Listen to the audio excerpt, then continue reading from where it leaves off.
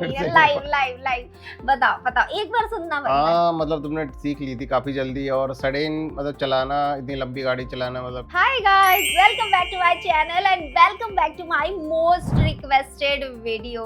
Guys मुझे इतने ज्यादा भर भर के डीएम्स आ रहे थे, भर भर के मैसेजेस आ रहे थे। Actually I was born like a passenger princess. मुझे लेफ्ट वाली सीट ही पसंद है और मैं शुरू से कार में लेफ्ट वाली सीट पे ही बैठती हूँ। मुझे ड्राइविंग कभी भी नहीं आती थी एंड मैंने बहुत ही जल्दी ड्राइविंग सीख ली और बहुत अच्छे से, और अकेले ही अब मैं कार चला लेती हूँ। तो मैंने क्या एक वीडियो पोस्ट करा मेरी फर्स्ट सोलो ड्राइव का। तो यू गाइस वेरी एक्साइटेड कि मैं अपनी पूरी जर्नी आप लोग के साथ शेयर करूं कि कैसे मैंने सीखा, इस फोबिया से मैं कैसे निकली, क्योंकि कार चलाना is like a phobia for so many people.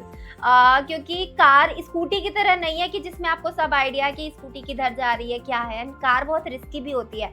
यदि स्कूटी से आप कुछ एक्सीडेंट करते हो तो ज़्यादा कुछ हार्म नहीं होता है एंड नॉर्मली यदि कार वगैरह से थोड़ा सा भी हो जाए तो भैया जान जा सकती है किसी की। तो this is very risky also.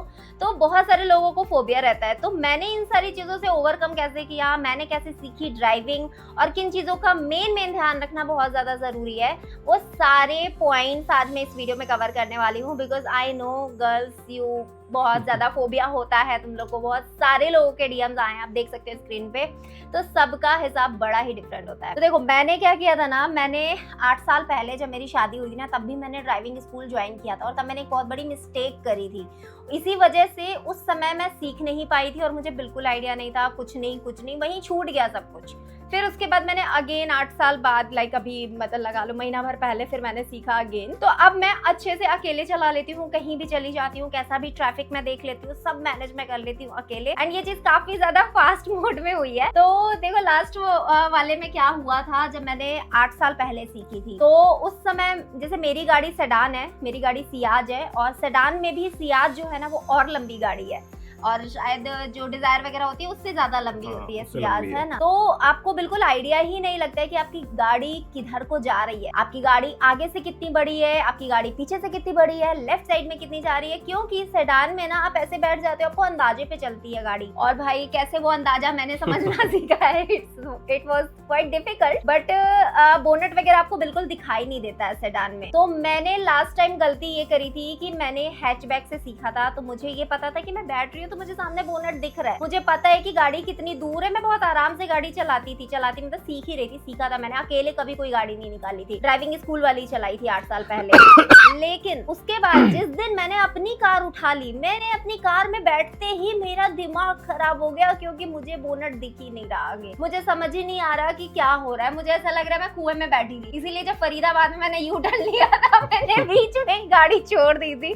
भाई मतलब इस बहुत जरा सी चलाई थी मैंने कार, और मेरी कार नई थी बिल्कुल से। तो वो भी एक डर था मेरे अंदर कि मेरी कार ठुक ना जाए, तो एक वो भी डर बना हुआ था। इस चक्कर में मैं उस समय सीख ही नहीं पाई। तो मैंने अगेन इस बार सीखा, और इस बार मैंने सेडान से ही सीखा कार। और यही सबसे बड़ा मेन पॉइंट है। आपके पास जो भी कार है जिसपे आपको प्रैक्टिस करनी है, जिसपे आपको चलाना है, आप उसी तरीके की कार से ड्राइविंग स्कूल ज्वाइन करो। एंड प्लीज मेरी तरफ से तो देखो ओपिनियन है कि बिना ड्राइविंग स्कूल के कार चलाना मत सीखो ऐसे, क्योंकि कुछ हादसे भी हो सकते हैं। बट ड्राइविंग स्कूल में लेके मेरे और इनके कुछ अलग अलग ओपिनियंस हैं। देखो ड्राइविंग स्कूल 2 टाइप के होते हैं। एक तो लोकल्स होते हैं जो आपको ऐसे दिख जाएंगे, उनके ऊपर गाड़ी के ऊपर ऐसे उनका बैनर लगा रहता है नंबर के साथ, उनके साथ आप सीख सकते हो। दूसरा होता है मारुति के रजिस्टर्ड ड्राइविंग स्कूल, जहाँ पे वेरिएशंस भी होते हैं ना, जैसे स्टिमुलेशन क्या बोलते हैं उसको, सिमुलेशन। हाँ, तो उसमें भी सिखाते हैं। उसमें क्या होता है एक्चुअली मुझे बहुत अच्छे से पता नहीं, आपको मालूम होगा। बेसिकली उसमें स्टार्टिंग की जो क्लासेस होती हैं वो सिमुलेशन पे होती हैं, जिसमें आपके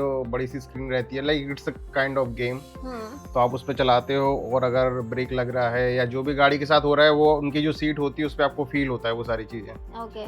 तो इस तरह से उनका सिमुलेटर होता है। तो पहले बेसिक आपको प्रैक्टिस कराई जाती है सिमुलेटर पर, साथ साथ आपको रूल्स वगैरह सिखाए जाते हैं कि सड़क पे कैसे चलना है, कौन से सिग्नल का क्या मतलब होता है, या जो कार अपर डिपर होता है उसका क्या मतलब होता है, रोड के बीच में जो व्हाइट लाइन होती है अगर वो डॉटेड है उसका क्या मतलब है, प्लेन लाइन है उसका क्या मतलब है। तो ये सारे रूल्स सिखाए जाते हैं। जबकि यही चीज अगर हम लोकल स्कूल्स में करते हैं, वो लोग कोई रूल नहीं सिखाते, वो बस आपको चलाना सिखा देते हैं। हाँ। कि भाई ऐसा कटेगा, इधर से चलेगी, इधर से ये होगा, बस ऐसा।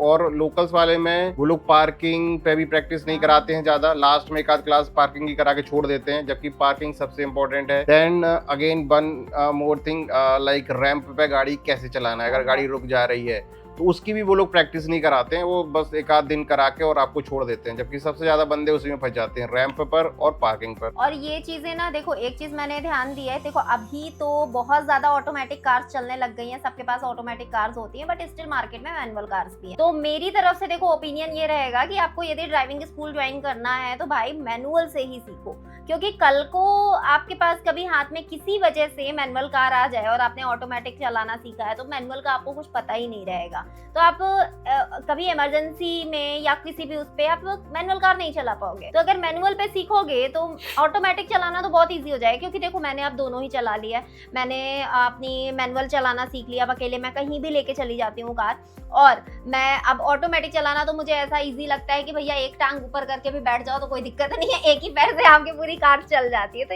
It's like that. और दूसरी चीज जो इन्होंने मेंशन करी कि भाई रूल्स नहीं बताते, एग्जैक्टली यार रूल्स बिल्कुल नहीं बताते हैं।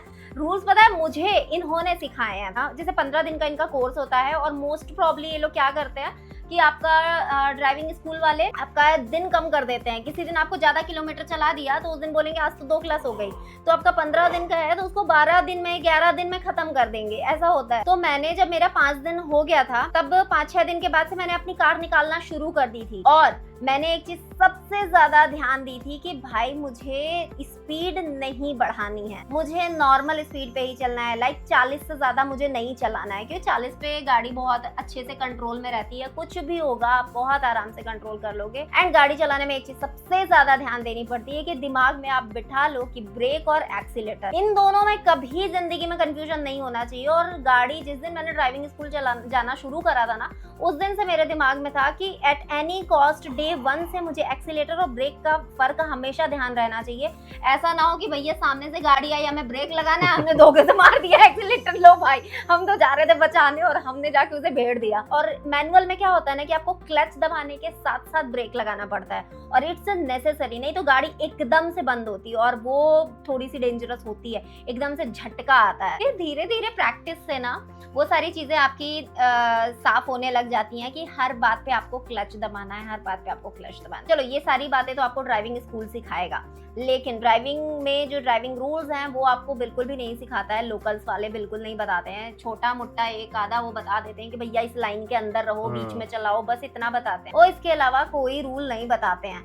आपको इतना तक नहीं बताते कि आपकी गाड़ी किधर जा रही है, आपको कैसे मेजर करना है अपनी गाड़ी को, शीशा आपका सामने है तो आपको कैसे पता चलेगा कि भैया सामने इधर गाड़ी खड़ी है, इधर गाड़ी खड़ी है, तो आपको कैसे पता चलेगा आपकी गाड़ी इतने में से निकल जाएगी। ये सारी चीजें आपको एक्सपीरियंस के साथ साथ आती हैं, या फिर आप मारुति वगैरह के जो रजिस्टर्ड स्कूल होते हैं ना, या फिर आप उन्हें ज्वाइन, क्योंकि वो फिर आपको ना बहुत अच्छे तरीके से समझाते हैं। ओके, नेक्स्ट आपको ये चीज सबसे ज्यादा ध्यान रखनी है कि गाड़ी सीखने के साथ साथ जब आपके आखिरी के कुछ टाइम बचे हो तब से आप अपनी गाड़ी निकालना शुरू कर दो, और ड्राइविंग स्कूल वाले भी आपकी गाड़ी पे प्रैक्टिस करवाते हैं अगर आप बोलते हो तो। करा देते हैं, बट ठीक है आपको करना है तो कर लो, बट मुझे नहीं लगता वो वैसे कुछ बेनिफिशियल रहता है। लेकिन यदि किसी के तो घर उसका पैसा भी वो अलग से चार्ज करते हैं कुछ?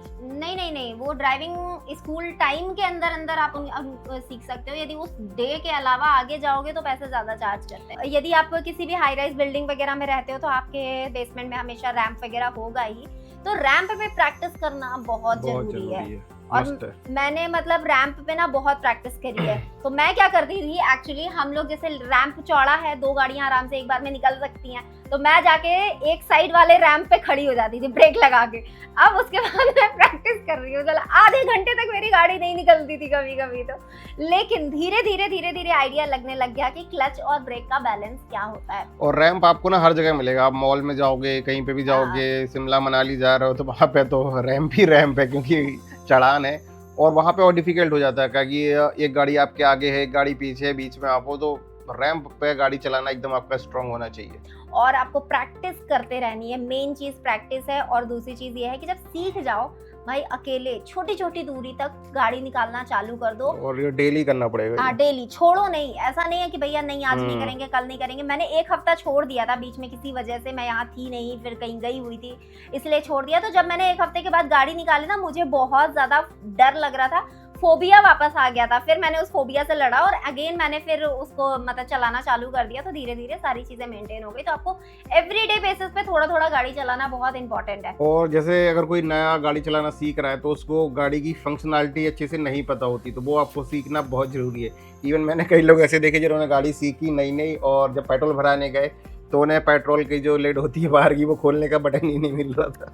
मुझे भी नहीं पता थी, मुझे बाद में इन्होंने बताई है तो कि आपको गाड़ी के अंदर की पूरी फंक्शनैलिटी पता होना चाहिए। इसके बाद आगे का जो बोनट होता है वो कैसे ओपन होता है वो सबको पता होना चाहिए, क्योंकि इमरजेंसी किसी भी तरह की हो सकती है। तो बेसिक चीजें सारी एक बार पता होना चाहिए। क्योंकि देखो मैंने इस तरीके की कोई रूल बुक नहीं पढ़ी है इस चीज़ों की, मैं भी धीरे धीरे सीख रही हूँ। और मैं मोस्टली मैं ही कार चलाती हूँ, अब कहीं भी जाती हूँ तो मैं चला के जाती हूँ।